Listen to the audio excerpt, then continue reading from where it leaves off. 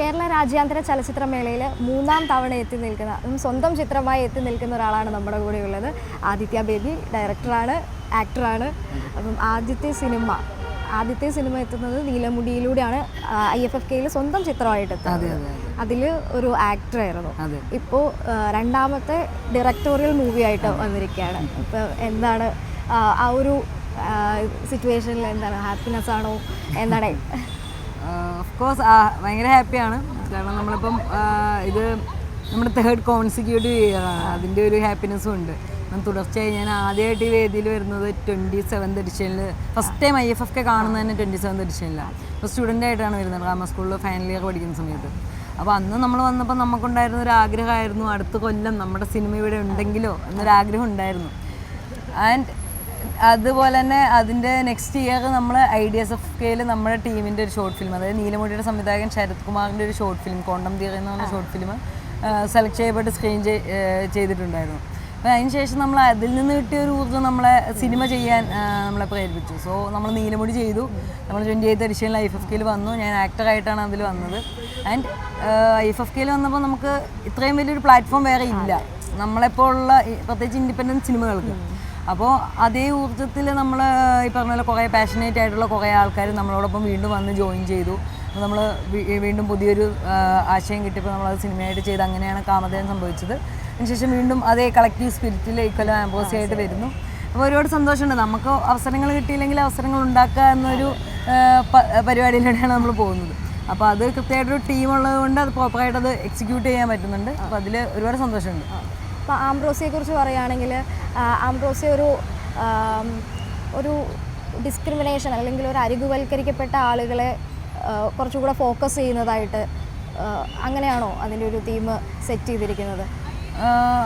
അതിനപ്പുറത്തേക്ക് അതിരുകൾ എന്നുള്ള ഒരു ചിന്തയുണ്ട് ഇതിൽ. അതിരുകൾ, ഭക്ഷണത്തിലുള്ള ഡിവിഷൻസ്, വിഭജനങ്ങൾ, അതായത് ഇതിൻ്റെ ഒരു തോട്ട് ഇവോൾവ് ചെയ്യുന്നത് എങ്ങനെയാണെന്ന് വെച്ചാൽ, നമ്മളിപ്പോൾ നമ്മുടെ സൊസൈറ്റിയിൽ ഒരുപാട് ഡിവിഷൻസ് ഉണ്ട്, ഒരു കൾച്ചറൽ ഡിവിഷൻസ് ഉണ്ട്. അതിലേറ്റവും ഇൻട്രസ്റ്റിംഗ് ആയിട്ട് എനിക്ക് തോന്നിയതെന്ന് വെച്ചാൽ ഫുഡ് കൾച്ചറിലുള്ള ഡിവിഷൻസാണ്. നമ്മുടെ ഫുഡ് എന്ന് പറയുന്നത് നമുക്ക് ജീവിക്കാനുള്ള ഒരു ഉപാധിയാണ്, നമ്മുടെ അതിജീവനത്തിൻ്റെ ഒരു സോഴ്സാണ്. അൾട്ടിമേറ്റ്ലി അതിൻ്റെ ഉദ്ദേശം അതാണ്. അപ്പോൾ ആ ഒരു കാര്യത്തിൽ തന്നെ നമുക്ക് നമ്മുടെ വിശ്വാസങ്ങൾ അല്ലെങ്കിൽ നമ്മുടെ എന്തെങ്കിലും കമ്മ്യൂണൽ ബിലീഫ്സിൻ്റെ ഭാഗമായിട്ട് നമുക്ക് ഡിവിഷൻസ് സംഭവിക്കുകയാണ്. അപ്പോൾ അതിൻ്റെ എക്സ്ട്രീം ലെവലിനെ പറ്റിയുള്ള ഒരു ആലോചന ഉണ്ടല്ലോ, അതാണ് ഇതിൽ കുറച്ചും കൂടെ ഒരു തോട്ടായിട്ട് വർക്കായിട്ടുണ്ടായിരുന്നത്. പിന്നെ എന്താണെന്ന് വെച്ചാൽ, ഇപ്പോൾ ആംബ്രോസി ഒരു റെസ്റ്റോറൻറ്റിനുള്ളിലെ കിച്ചണിലും ഡൈനിങ് ഏരിയയിലാണ് ഇതിൻ്റെ കഥ നടക്കുന്നത്. അത് 2 വേൾഡായിട്ട് തന്നെയാണ് അതിൽ ട്രീറ്റ് ആവുന്നത്. കാരണം അത് വിഭജിക്കുന്നത് ഒരു മതിൽ കൊണ്ടാണെങ്കിൽ ഈ മതിൽ സത്യം പറഞ്ഞാൽ ചിലപ്പോൾ നമുക്കൊരു ബാരിയേഴ്സ് ആയിട്ടോ ബൗണ്ടറീസ് ആയിട്ടോ തോന്നും. ആ അന്തരം തന്നെയാണ് ഈ സിനിമയിൽ നമ്മൾ കൊണ്ടുവന്നിട്ടുള്ളത്. അതാണ് ഇതിൻ്റെ പ്രമേയം. സോ ഈ ഒരു മതിലിൻ്റെ അപ്പുറത്ത് കിച്ചണും അതിൻ്റെ ഇപ്പുറത്ത് ഡൈനിങ് ഏരിയയാണ്. ഈ കിച്ചണിൽ ഈ അടുക്കളയിലെ തീയിലും പുകയിലും കരിയിലും ഒരു മിഷൻ ലൈക്ക് അധ്വാനം ചെയ്യുന്ന കുറേ അടിമകൾ, ഒരു മോചനം ആഗ്രഹിക്കുന്ന കുറേ ആളുകൾ. അതിൻ്റെ അപ്പുറത്ത്, ഒരു മതിലിൻ്റെ അപ്പുറത്ത് ഈ ആംബ്രോസിയ എന്ന് പറയുന്ന ഫൈൻ ഡൈനിങ് റെസ്റ്റോറൻറ്റിൻ്റെ ഒരു 8th ക്ലാസ് ട്രീറ്റ്മെൻറ്റ് സ്വീകരിക്കുന്ന കുറേ ആളുകൾ. അവർ പുതിയ രുചികൾ ആസ്വദിക്കുകയാണ്. പല രുചികളും ആംബ്രോസിയ എന്ന രുചിയൊക്കെ ആസ്വദിക്കുകയാണ്.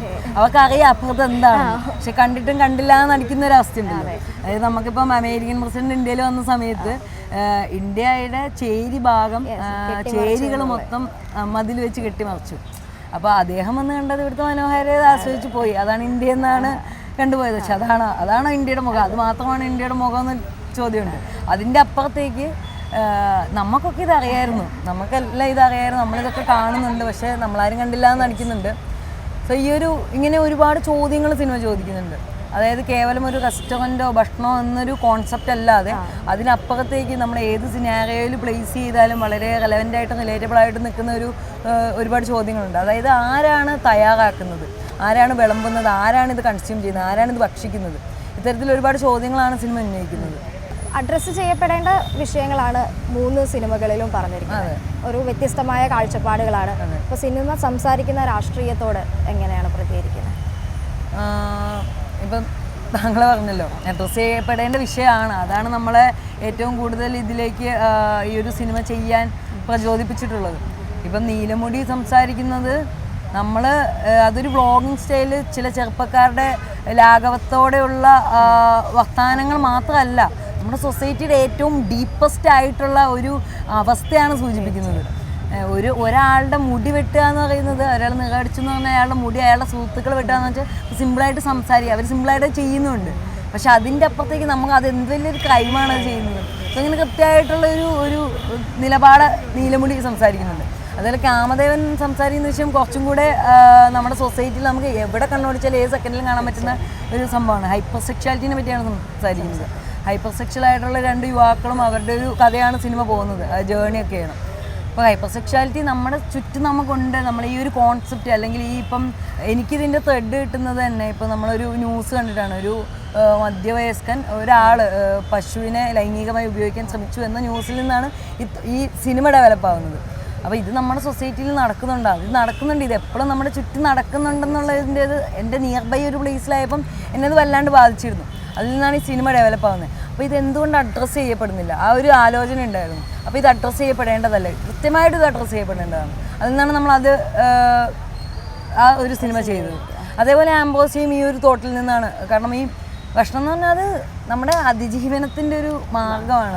അതിൽ വരുന്ന ഡിവിഷൻസും അതിൽ വരുന്ന ഭയങ്കര മോശമായിട്ടുള്ള പ്രവൃത്തികളും തരംതിരിവുകളും അതിരുകളും അതൊക്കെ ചെയ്യണമെന്ന് തോന്നി, അഡ്രസ്സ് ചെയ്യണമെന്ന് തോന്നി. അപ്പം നമ്മൾ അത് സ്ക്രിപ്റ്റ് എന്ന് മാത്രമല്ല, അതിൻ്റെ അപ്പുറത്തേക്ക് ഇതിൻ്റെ മേക്കിംഗ് സ്റ്റൈലിലും കൂടെ സംതിങ് ഡിഫറെൻ്റ് ആയിട്ട് ക്രിയേറ്റീവായിട്ട് അവിടെയാണല്ലോ ക്രാഫ്റ്റ് വർക്കാവുന്നത്. നമ്മൾ കേവലം സ്ക്രിപ്റ്റിൽ മാത്രമല്ലല്ലോ അത് വർക്കാവുന്നത്. അപ്പം അങ്ങനെ ഒരു സാധനം അപ്രോച്ച് ചെയ്യണം എന്നുള്ള ഒരു തോട്ടിലാണ് നമ്മൾ നീലമുടിയുടെ ഒരു വിഷ്വൽ ലാംഗ്വേജ് തന്നെ വ്ളോഗിങ് ആണ്. ക്യൂപ്പിഡ് അതിൻ്റെ ഒരു നറേഷൻ സ്റ്റൈൽ അങ്ങനെയാണ്. അതിൻ്റെ ഒരു ഷോട്ടുകളും കാര്യങ്ങളൊക്കെ നമ്മൾ കൃത്യമായിട്ട് അതിൻ്റെ പെർഫോമൻസും അതിൻ്റെ ആക്ടേഴ്സിൻ്റെ ഒരു പെർഫോമൻസ് അതിൻ്റെ ഷോട്ടുകളൊക്കെ എങ്ങനെയാണ്. ഇപ്പോൾ ആംബ്രോസി ആണെങ്കിൽ ഇതിൻ്റെ ജോണറ ഡിഫറെൻ്റ് ആണ്. അതായത് അബ്സേർഡ്, ഫാൻറ്റസി ആൻഡ് സറ്റയറാണ് ജോണർ വരുന്നത്. സോ അങ്ങനത്തെ ഒരു അപ്രോച്ചുകളാണ് ഈ 3 സിനിമയിൽ നമ്മൾ കൊണ്ടുപോയിട്ടുള്ളത്. ഓക്കെ, ഇപ്പം ആദ്യത്തെ 2 സിനിമകളെ വെച്ച് നോക്കുമ്പോൾ കുറച്ചും കൂടെ കൊമേഴ്ഷ്യലായിട്ട് ആംബ്രോസി അവതരിപ്പിക്കാൻ പറ്റിയിട്ടുണ്ടോ? അതെ, കുറച്ചും കൂടെ വലിയ ക്യാൻവാസിലാണ് സിനിമ ചെയ്തിട്ടുള്ളത്. കാരണം നമ്മൾ ഈ നീലമുടി ഏകദേശം ഒരു 1,60,000 അതിൻ്റെ ബഡ്ജറ്റ്. കാമദേവനും ഒരു 2,70,000 അതിൻ്റെ ബഡ്ജറ്റ്. അപ്പോൾ മാത്രമല്ല നീലമുടിക്ക് കുറച്ചും കൂടെ മിനിമൽ കാസ്റ്റ് ആയിരുന്നു കാമദേവനെ വെച്ച് നോക്കുമ്പോൾ. കാമദേവൻ കുറച്ചും കൂടെ അധികം ആൾക്കാർ വന്നു, എന്നാലും മിനിമൽ നമ്മുടെ ഒരു ക്ലോസ്ഡ് ഒരു സറൗണ്ടിങ്സിൽ നടക്കുന്ന പോലെ നമുക്ക് അങ്ങനെ ഷൂട്ട് ചെയ്യാൻ പറ്റി, കുറച്ചും കൂടെ ക്ലോസ്ഡ് ആയിട്ട് ഷൂട്ട് ചെയ്യാൻ പറ്റി. പക്ഷേ ആംബ്രോസിയെ പറ്റി പറയുകയാണെങ്കിൽ ആംബ്രോസിയിൽ ഏകദേശം 30ഓളം ആക്ടേഴ്സ് തന്നെ ഉണ്ട്. ക്രൂ മെമ്പേഴ്സ് എല്ലാം കൊടുക്കുമ്പോൾ ഒരു 50ഓളം തന്നെ കാസ്റ്റ് ആൻഡ് ക്രൂ മെമ്പേഴ്സ് വരും. അതുപോലെ ആക്ടർ വിഷ്ണു ഗോവിന്ദനാണ് നമ്മുടെ ഒരു പ്രൊഡ്യൂസർ, നമ്മുടെ ഒരു ആക്ടർ. കണ്ണൻ നായർ എന്ന് പറഞ്ഞ ആളാണ് നമ്മുടെ ഇപ്പോൾ സിനിമയിലൊക്കെ അഭിനയിക്കുന്ന ആളാണ് നമ്മുടെ ഒരു നടൻ. പിന്നെ അച്യുതാനന്ദൻ എന്ന് പറഞ്ഞിട്ടൊരു ഏട്ടനുണ്ട്, കുറച്ച് സീനാണ് നമ്മുടെ നീലമുടി മുതൽ അതിന് മുന്നേ ഈ പെരുങ്ങോട് നടക്കുന്ന എല്ലാ ഷോർട്ട് ഫിലിമിലും നമ്മുടെ എല്ലാം ഒപ്പം ഉണ്ടായിരുന്ന ഒരാളായിരുന്നു അച്ചുവേട്ടനും ഉണ്ട്. അപ്പോൾ അങ്ങനെ പിന്നെ ഡ്രാമ സ്കൂളിൽ നമ്മുടെ സുഹൃത്തുക്കളാണ് കൂടുതൽ, സീനിയേഴ്സും ജൂനിയേഴ്സും ആയിട്ടുള്ള ആൾക്കാരാണ് കൂടുതൽ. അപ്പോൾ അങ്ങനെ ഒരു 50-60 പേരുടെ ഒരു കാസ്റ്റ് ആൻഡ് ക്രൂവ്. പിന്നെ ഈ പറഞ്ഞ പോലെ അതിനെക്കാട്ടിയും കുറച്ചും കൂടെ വലിയ, കാരണം ടെക്നിക്കലി ഇതിൻ്റെ എല്ലാ ഡിപ്പാർട്ട്മെൻറ്റിലും ഉള്ള അത് സിനിമ ഡിമാൻഡ് ചെയ്തിരുന്നു. സൗണ്ടിലും അതിൻ്റെ വിഷ്വൽ വൈസ് അതിൻ്റെ കോസ്റ്റ്യൂം മേക്കപ്പിലൊക്കെ അങ്ങനത്തെ ഒരു ട്രീറ്റ്മെൻറ്റ് ആവശ്യമായിരുന്നു. കാരണം ഇത് ഈ ഫാൻറ്റസി എന്നുള്ളൊരു കോൺസെപ്റ്റ് വരുമ്പോൾ നമ്മൾ കൃത്യമായിട്ട് അതിനെ ഡെലിവർ ചെയ്യണം. അപ്പോൾ അതിനുള്ളൊരു തരത്തിലുള്ള കോസ്റ്റ്യൂം ആൻഡ് മേക്കപ്പ് സ്റ്റൈലൊക്കെ ആർട്ട് അങ്ങനെയാണ് നമ്മൾ ഡിസൈൻ ചെയ്തിരുന്നത്. അപ്പം അതൊക്കെ നമുക്കൊരു കൊളാബറേഷനിൽ നമുക്കൊരു പ്രൊഡക്ഷൻ കിട്ടി. അങ്ങനെ നമ്മൾ കുറച്ചും കൂടെ വലിയ ക്യാൻവാസിൽ സിനിമ ചെയ്തു. അതുകൊണ്ടൊരു കൊമേഴ്ഷ്യൽ നേച്ചർ ഉണ്ടായിരുന്നു. ഓക്കെ, അപ്പം സ്വതന്ത്ര സംവിധായകർ ഏറ്റവും കൂടുതൽ ബുദ്ധിമുട്ടുന്നതും ആ ഒരു പ്രൊഡക്ഷൻ കോസ്റ്റ് മെയിൻറ്റെയിൻ ചെയ്യുക, പിന്നെ മാർക്കറ്റ് കണ്ടെത്തുക, അങ്ങനെയുള്ള ഇതായിരിക്കും. അപ്പം ഇപ്പോൾ പുതിയതായി നമ്മൾ ഫിലിം മാർക്കറ്റ് സർക്കാരിൻ്റെ നേതൃത്വത്തിൽ ഇൻട്രൊഡ്യൂസ് ചെയ്യുന്നുണ്ട്. അതിൻ്റെ ഇനോഗ്രേഷൻ കഴിഞ്ഞു. അപ്പം അത്തരത്തിലുള്ള ഓരോ മുന്നേറ്റങ്ങൾ അല്ലെങ്കിൽ അത്തരത്തിലുള്ള ഓരോ പുതിയ പദ്ധതികളെ കുറിച്ച് എന്താണ് പറയാനുള്ളത്? ഇപ്പോൾ IFFK തന്നെ നമുക്ക് വലിയൊരു ഓപ്പർച്യൂണിറ്റിയാണ്. ഞാൻ മനസ്സിലാക്കിയത്തോളം നമുക്കൊരു സിനിമ ചെയ്യാനും എളുപ്പമാണ്. കാരണം നമുക്കിപ്പം ഏറ്റവും സിമ്പിളായിട്ട് ഞങ്ങളിപ്പോൾ ഒരു ഐഫോണിലാണ് കാമദേവൻ ചെയ്തത്. നമുക്കൊരു നല്ല ഫോൺ ഉണ്ടെങ്കിൽ നമുക്കൊരു കൃത്യമായിട്ട് ചെറിയൊരു ആശയം ഉണ്ടെങ്കിൽ, ഒരു ആശയം ഇല്ലെങ്കിൽ തന്നെ ഒരു ഫ്രെയിം വെച്ചാൽ തന്നെ നമുക്കൊരു നല്ലൊരു വിഷ്വൽ ക്യാപ്ചർ ചെയ്യാൻ പറ്റും. അപ്പം അത് കുറച്ചും കൂടെ നമുക്ക് സിമ്പിളായിട്ടുള്ളൊരു കാര്യമാണ്. കുറച്ചും കൂടെ സിമ്പിൾ എന്നല്ല, ആക്സസിബിളാണ് സിനിമ ചെയ്യാൻ പറ്റുക എന്നുള്ളത്. പക്ഷേ അതിനുശേഷം ഇത് പ്രേക്ഷകരിലേക്ക് എത്തിക്കുന്നതിലാണ് ഇതിൻ്റെ ഒരു പ്രതിസന്ധി നിലനിൽക്കുന്നത്. കാരണം എങ്ങനെ എത്തിക്കും? കാരണം നമ്മളിപ്പോൾ അതിനിപ്പോൾ നമുക്ക് തിയേറ്റർ അല്ലെങ്കിൽ OTT നമുക്ക് ചെയ്യണമെങ്കിൽ നമുക്ക് കൃത്യമായിട്ട് അതിനുള്ള ഒരു ഫിനാൻഷ്യൽ സപ്പോർട്ട് വേണം, കുറേ കോണ്ടാക്ട്സ് ആൻഡ് കമ്മിറ്റ്മെൻറ്റ്സ് വേണം. അതിനുള്ളൊരു സാഹചര്യവും ഒരു നോളജ് നമുക്ക് പരിമിതമാണ്.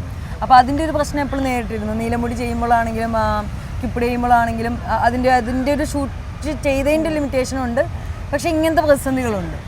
അപ്പോൾ ആ ഒരു സിറ്റുവേഷനിൽ നമ്മൾ നോക്കുമ്പോൾ എങ്ങനെയാണെങ്കിലും IFFK നമുക്കിങ്ങനെ ഒരു വേദി തരുമ്പോൾ നമ്മുടെ പടത്തിന് അത് പ്രേക്ഷകരിലേക്ക് എത്തുകയാണ് ചെയ്യുന്നത്.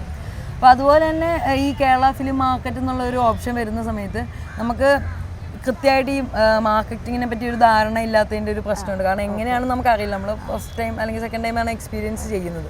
അപ്പോൾ മാർക്കറ്റ് തുടങ്ങിയിട്ട് ഇപ്പോൾ ഒരു 2 ഇയേഴ്സ് എങ്ങാണ്ട് ആയതുള്ളൂ എന്ന് തോന്നുന്നു.